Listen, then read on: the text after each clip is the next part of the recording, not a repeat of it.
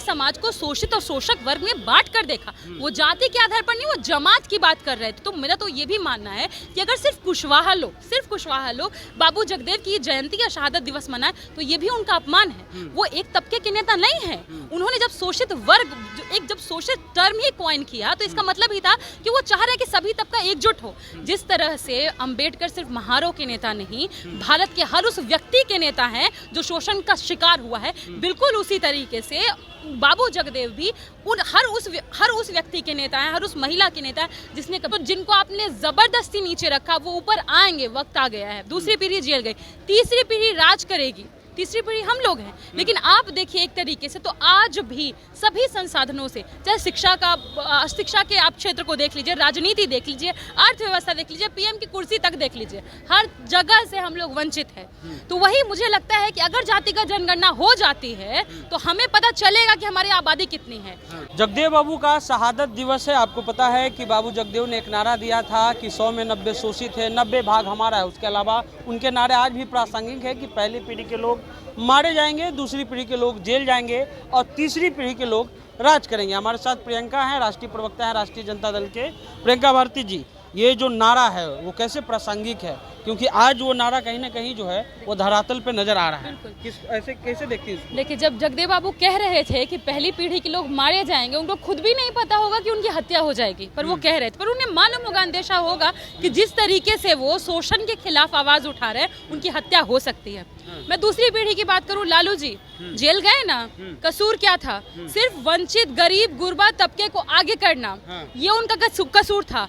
कुर्ता के ऊपर गंजी पहन करके लालू जी एक मैसेज दिए थे ना कि अब समय बदला है, अब जिनको आपने जबरदस्ती नीचे रखा वो ऊपर आएंगे। वक्त आ गया है। दूसरी पीढ़ी जेल गई, तीसरी पीढ़ी राज करेगी, तीसरी पीढ़ी हम लोग हैं। लेकिन आप देखिए एक तरीके से तो आज भी सभी संसाधनों से, चाहे शिक्षा के आप क्षेत्र को देख लीजिए, राजनीति देख लीजिए, अर्थव्यवस्था देख लीजिए, पीएम की कुर्सी तक देख लीजिए, हर जगह से हम लोग वंचित हैं। तो वही मुझे लगता है कि अगर जातिगत जनगणना हो जाती है तो हमें पता चलेगा कि हमारी आबादी कितनी है और हमारा कितना हक किसने खाया है।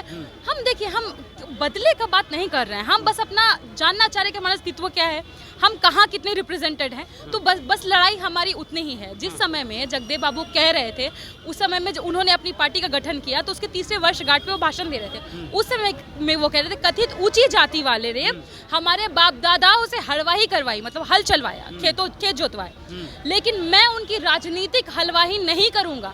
मतलब कि मैं उनके राजनीति में नीचे नहीं रहूंगा। मैं जितने भी गरीब, गुरबा, वंचित तबके हैं, सबको विचारों पर एकजुट करूंगा, एक मंच पर लाऊंगा और फिर दिल्ली की गद्दी पर राज करूंगा। उन्होंने नारा भी दिया था कि अब की सावन भादों में गोरी कलाई। पर इसको मैं लिंग से जोड़ के देखती हूँ।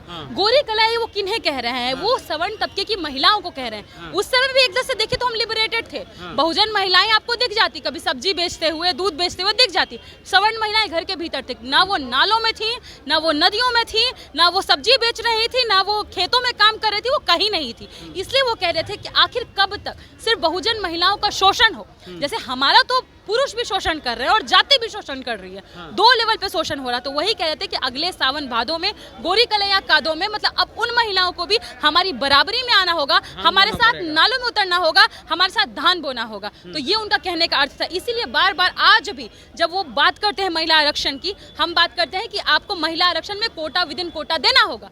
जब सभी महिलाएं बराबर नहीं है तो सभी को एक तराजू पे आप कैसे तौल दीजिएगा? हम अलग हैं तो हमें अलग के हिसाब से वो ट्रीटमेंट दीजिए। हमको आरक्षण में बंटवारा चाहिए, सभी महिलाएं बराबर नहीं तो आरक्षण भी बराबर नहीं होगा। लेकिन उन्होंने आज तेजस्वी जी ने कहा कि उनको भारत रत्न मिलना चाहिए और जगदेव बाबू के नाम पर राजनीति तो हो ही रही है। दूसरी पार्टियों में भी नुमाइंदे हैं, चाहे कुशवाहा जी हों, सम्राट चौधरी जी हों, लेकिन आपको लगता है कि क्योंकि कभी पटना में कोई मूर्ति वगैरह नहीं था, लालू यादव की सरकार बनने के बाद पहली बार वहाँ पर मूर्ति बनाई गई? मूर्ति ही नहीं, जहानाबाद में अस्पताल भी बाबू जगदेव के नाम पर लालू जी ने बनवाया और शहीद का दर्जा भी लालू जी ने दिया। अब हमारी मुख्य मांग और सबसे अहम मांग है कि जगदेव बाबू को भारत रत्न दिया जाए।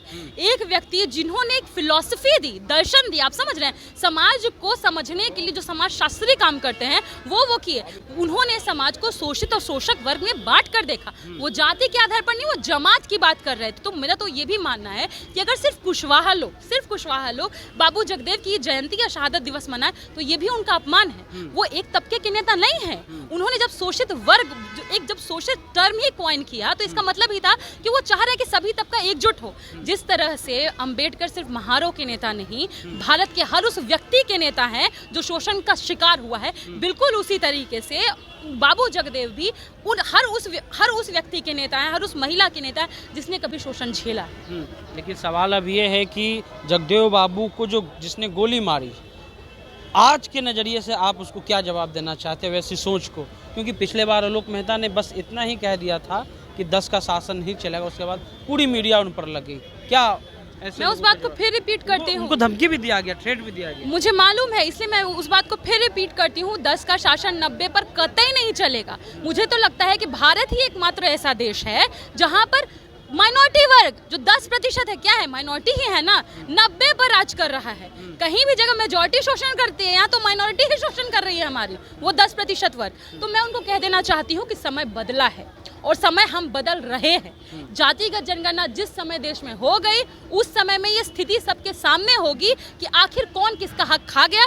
सीधी बात है, हमने जाति नहीं बनाई ना, हमने अपने आप को नीचा नहीं रखा ना, आपने खुद को ऊंचा रखा, हमें नीचा रखा, तो इसका भुगतान भी आप करेंगे ना। इतने हजारों सालों से शोषण किया तो अब शोषण का हिसाब होगा। हम तो आपसे बदला भी नहीं मांग रहे, बस अधिकार मांग रहे हैं, अधिकार लेकर रहेंगे। कान पकड़ने की बात कर रहे हैं आप लोग की उठक बैठक कराएंगे।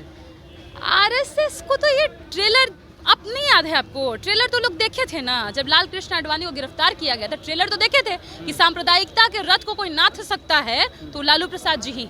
अब पिक्चर दिखाएंगे हम, चाहे कान पकड़ के उठा बेटा। लालू जी कहे थे ना कि अगर आरक्षण को हाथ लगाइए लोग तो गरीब, गुरबा, वंचित, दलित, शोषित, इनका किडनी गुर्दा निकाल देगा, गरीब गुरबा ही करेगा।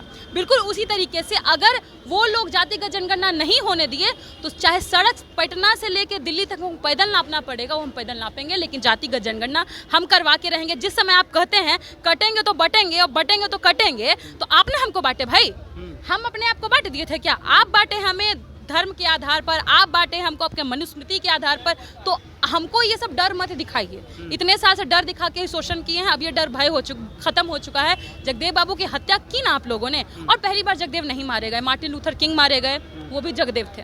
वो बदलाव की बयार चाहते थे, नहीं मरते। बिल्कुल बिल्कुल, मैं वही कहना चाहती हूँ, जगदेव बाबू आज भी अमर हैं, क्योंकि गोली से शरीर को मारा जा सकता है, लेकिन उसके भीतर के जो विचार है वो गोलियों के जैसे लोगों गूंजते रहते हैं फिजाओं में, और वो हमारे भीतर, आपके भीतर हमेशा हमें प्रेरणा देते रहते हैं कि वंचित शोषित तबकों के लिए खड़े रहो, लड़ते रहो। चलिए, तो 50 साल हो गए उन्होंने नारा दिया था, आज प्रियंका जो है